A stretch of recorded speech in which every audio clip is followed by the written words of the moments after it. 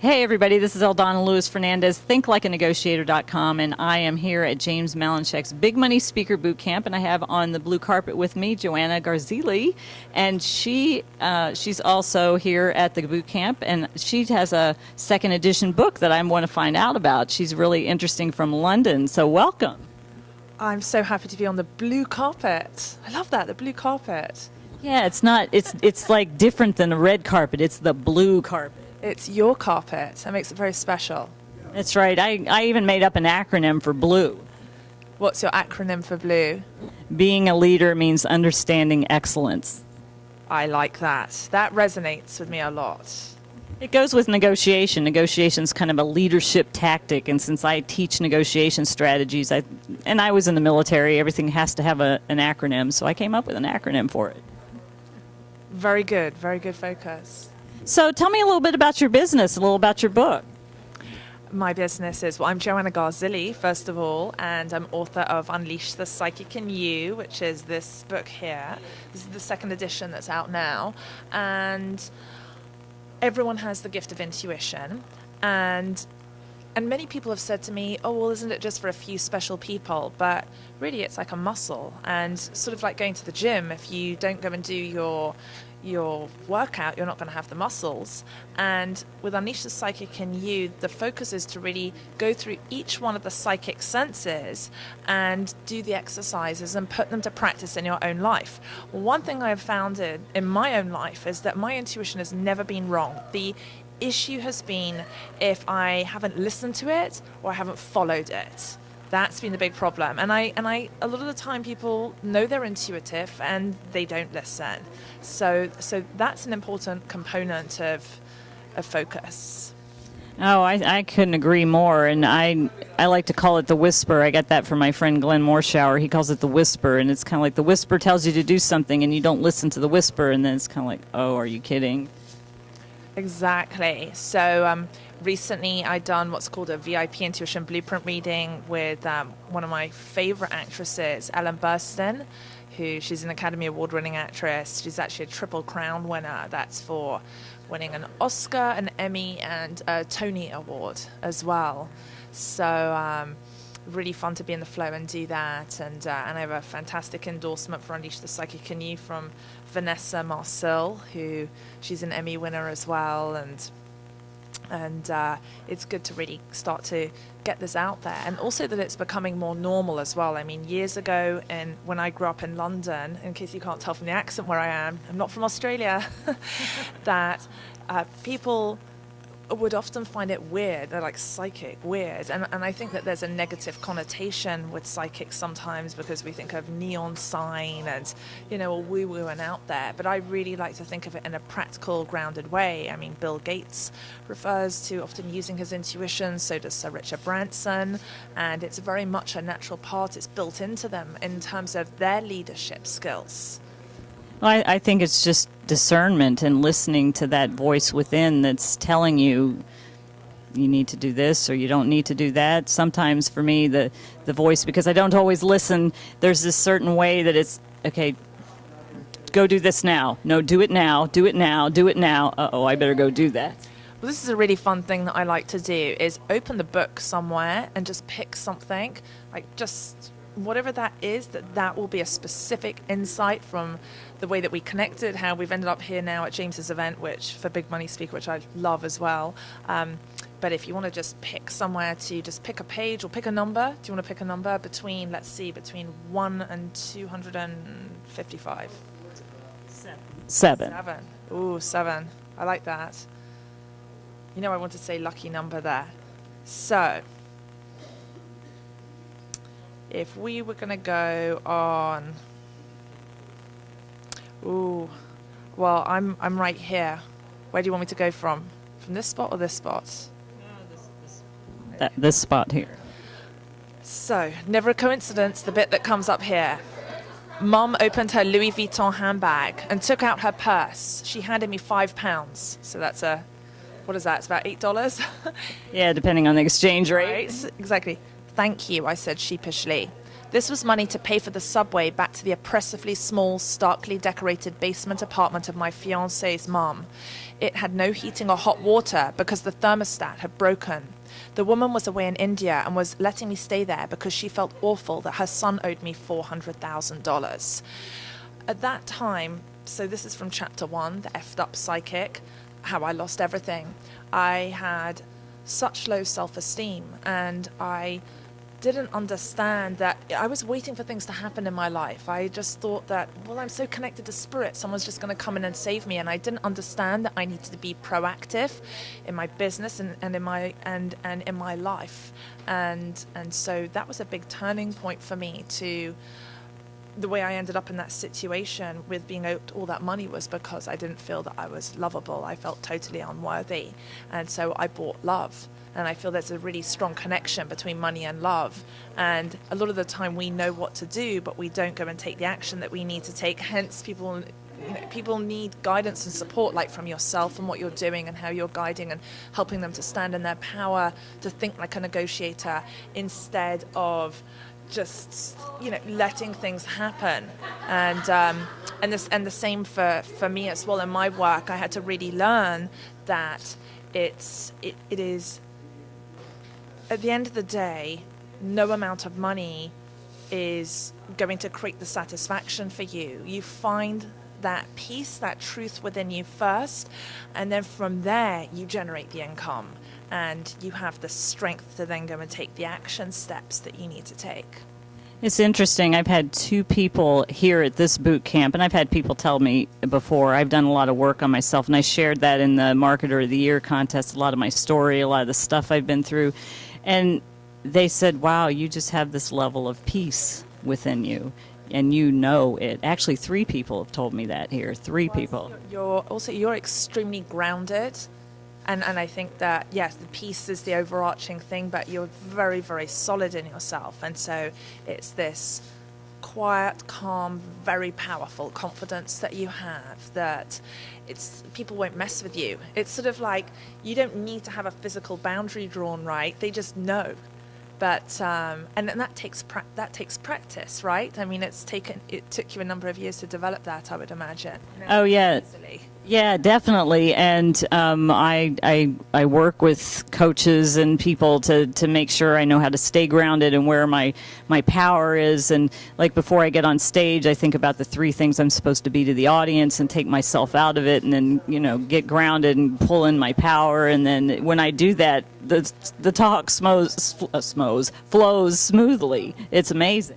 It's interesting what you're talking about, because I think that something that I see with you have in your energy field, you have this star quality, and that energy. A lot of the time, people say they want to be celebrity, right? Celebrity in their field. They say they want to be famous in some capacity, but when it comes into stepping into the spotlight, they get really scared, and so I think it's fantastic the way that you're set up at Big Money Speaker, and how you've said, I'm going to go and do this show and step out there and really be a leader in my community, because it takes a lot of courage. It's easy for someone to go and watch a video afterwards and be like, oh, well, look at her hair and look at what they're wearing, and oh, that wasn't very good what was said. But the thing is, it's like, well, why aren't you doing it? Get off your backside instead of just sitting on YouTube or wherever and watching the video, and do something. So normally I find when someone gets critical in some way, it's because they're getting triggered, because they should be you're inspiring them in some way to go and take an action. I know I used to feel that at times when I'd see certain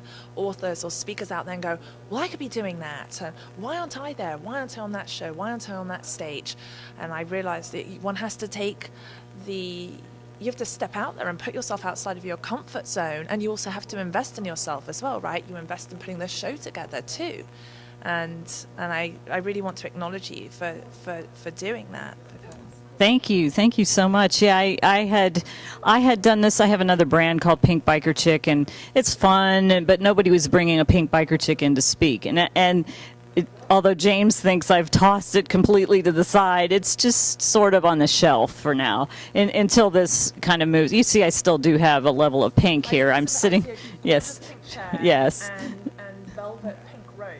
Really cool. Yes, there'll still be a little hint of pink here. Even though blue is a color of trust and a color of leadership, I'm still the pink girl from within. And And blue is a color of creativity as well. Very strong creativity. Oh, right. Oh, yeah. Yeah, true. I forgot about that. But just, I decided, I did this with my Pink Biker Chick brand. I sort of scrapped it and thought, oh, there's a lot of work to do the videos, whatever. I mean, I had interviewed women about motorcycling, about riding. I had ridden all the motorcycles in the Harley fleet and was showing women that you can ride any bike, doesn't matter what size you are. Here I am, this little chick, and look, I'm on this giant bike, and it's just a matter of having the confidence to do it. And so I had gotten experience interviewing with that, so I already knew how to interview, and I've been interviewed on like Fox and CNN and MSNBC, so I'm used to interviewing on radio and stuff. And something just kind of the whisper came back around and said, perhaps you want to bring that back out. I thought, why am I not doing this? So I brought the kit back out. The only thing I had to go invest in was some lights, but I already had, and then I got a new mic flag that says "Think Like a Negotiator." I love that. Yeah, what's a microphone without a mic flag? It's good. It feels very news, very current, relevant here now, and Yeah, definitely. So, well, we're here at the Big Money Speaker Bootcamp, and what actually brought you to the bootcamp? James Malinchek brought me to the boot camp. I resonate a lot with his message. I find that he provides massive value in terms of he'll say just one thing, and that one thing, even though the event is 4 days, that you take away that one thing and go and implement it. A great tip he gave was about how to share quotes, and so I'm a sponsor as well at this event, and so I, instead of just having a flyer go out with my stuff on there about my book, my CD, I put on the back 10 specific quotes to be able to go and help people, the attendees here who are interested in spiritual sales and how to use their sixth sense to build a 7-figure business.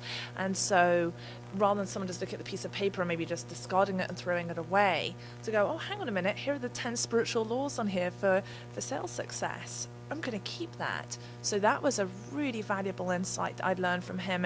And I mean, he, as you know from having worked with him for a number of years, he shared many other things. I think sometimes people who are new to the industry or new going to something like Big Money Speaker, it can get overwhelming because there is so much information. It's like, what do you implement first? And I think it's just like, take one thing and implement it consistently and be patient and do it over and over. And it can turn into thousands and thousands and thousands of dollars and building really positive relationships. So just the way that James does things, and I feel he's very authentic, he's very sincere in his message. He attracts a fantastic crowd of people and an amazing celebrity speaker lineup. Joe Theismann's talk was off the charts. Oh yeah, just phenomenal. I have heard him speak several times, and this time actually my son came to hear him speak as well, and it was really exciting for him to get to hear his perspective. He has amazing stories. He's got amazing energy. He just projects some really great points and thoughts. It's just, yeah, fantastic. It was interesting. I've heard many people over the years in the self-help community talk about validation, needing to validate yourself, and when Joe talked about not seeking the validation outside from someone else because of the context of how he talked about how he moved to the top of the NFL and then, really felt like he didn't need anyone. He could do it all on his own, but that he needed a team. And there was something that when he shared a part of not seeking validation and really seeking that, finding that connection within yourself, and then knowing you need a team to do things to be successful, it was weird. I felt like the ground was literally pulled out from beneath me, and I felt it was really strange because suddenly it was almost like he helped me see another layer of where I was seeking validation and needing approval, and it was powerful. So putting oneself out there in a public way, I don't know, like coming even to an event like this and coming here as an exhibitor, a sponsor. I always used to go to these events and I see people sponsoring and be like, oh, well, I turn my nose up at it a little bit.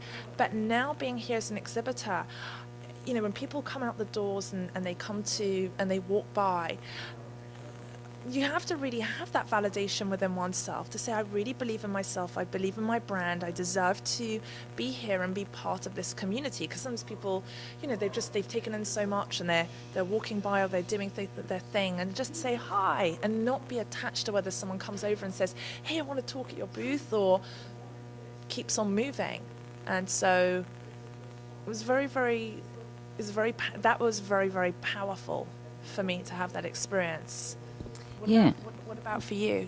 Well, yeah, gosh, there's so many things that, I mean, from Joe's talk, yeah, a lot of what you're saying about, I always in the past, because of where I came from with my childhood, my mother was an alcoholic, she always tore me down, my father always tore me down, and then I got in relationships with men that tore me down, so I recreated this cycle over and over again in my life until I started to do the work to get beyond that.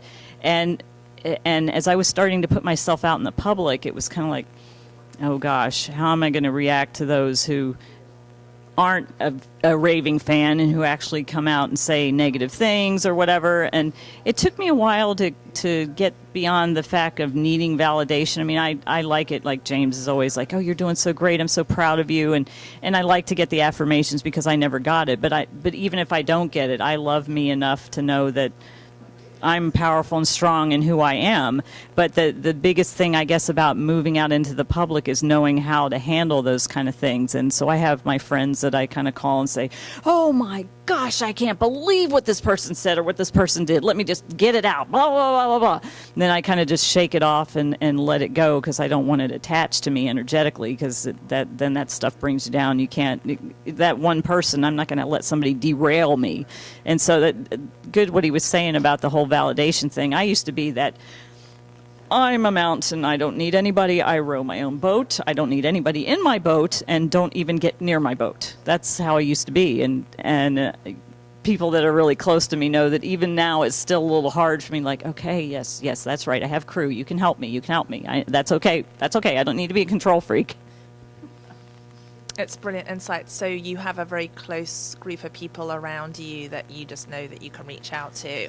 And then I guess for people who, that's where having a coach is so valuable, of when you don't have that trusted community, those people that are really close, or if you, knowing that you can go to someone for guidance on another level, right? So that then you don't bring something back into your environment that is toxic. Does that make sense? Yeah, it does. And I have several different coaches that I work with for different things. You know, I have like 3 different speaker coaches. James is one of them. I have somebody who works on how to create experiential training and how my presence is on stage. And I have someone who helps me craft how my talk goes, because being a military chick, I'm very kind of like ABCD. What do you mean you don't get it? Here's my points. Why don't you get it? And I have somebody who helps me bring the story, and like actually I worked with somebody for my Marketer of the Year talk to actually be able to weave the story together, because that's a challenge for me. So and then I have people that I work with that to help me emotionally, to help me mentally, to help me physically in all areas of my life. I even do things like massage and yoga, and to take care of all aspects of me, to keep me grounded, and because I know I have a big mission, a big purpose. Yeah, and speaking of big purpose, just something else popped into my head. The other evening was Kevin Eastman was sitting next to me, the VP from the Clippers, and I loved what he shared on stage as well. That was phenomenal. But what was interesting is someone that's reached his level within the industry, and having been the assistant coach to Doc Rivers for all those years as well for the Celtics, and I just watched him writing down all these notes, you know, as James is speaking on stage, when Jeff Hoffman, co-founder of Priceline, was speaking on stage, and just to see that you don't stop learning, that thing, as soon as we think that we're done, oh, I don't need to write something down, I've already gone to big money speaker, I don't need to go again. It's like quite the opposite. The thing that I've noticed is the people who are right at the top, the people who are they're award-winning, they're making millions, even generating billions of dollars for their business. So they are so attentive to studying and to feeling like they don't know it all. And it was I really enjoyed seeing that, and it was good confirmation. What about you? Well, Joe Theismann was also taking notes. He wanted to come early so he could take notes because he's learning from James. One of the things I always say about knowledge, you need to constantly expand your knowledge each and every day of your life. And the biggest roadblock to success is saying, I know that. I know that. I don't need to hear that. I know that. I will never stop learning. There's so much more I can learn. And I always use it as the analogy of I've been riding Harleys for almost 20 years. And I can ride circles around a lot of people, but there's a lot of people that can ride circles around me, so I can still get better at riding a motorcycle or speaking or marketing or anything. There's always somebody that's done something different, done something better, done something more innovative that I can learn from and implement. So I think we all need to keep learning each and every day of our lives. Absolutely. I'm right here with you. I'm learning right now, and this experience as we're having this conversation, it's like, wow, yeah, more and more insights popping up. Yeah, exactly. Well, before we wrap it up, is there anything else you'd like to add? I would like to add that I'm grateful to be here, grateful to connect with you. I feel that your message and everything you're doing is very sincere and powerful, and I like your uniqueness and that you've got this, you're really clear about what you like doing and going for it, and you have nothing hold you back. That's right. And get a little edge going on. And if somebody wanted to find you online, where would they go? You can connect with me on my public figure page, facebook.com/Joanna Garzilli, and also Unleash the Psychic in You. You can get at unleashthepsychicinyou.com. Well, thank you so much. I'm so glad that you stopped by the blue carpet. Oh, thank you, Aldona. Thank you. As always, this is Aldona Lewis Fernandez, thinklikeanegotiator.com, and I will see you soon on the blue carpet.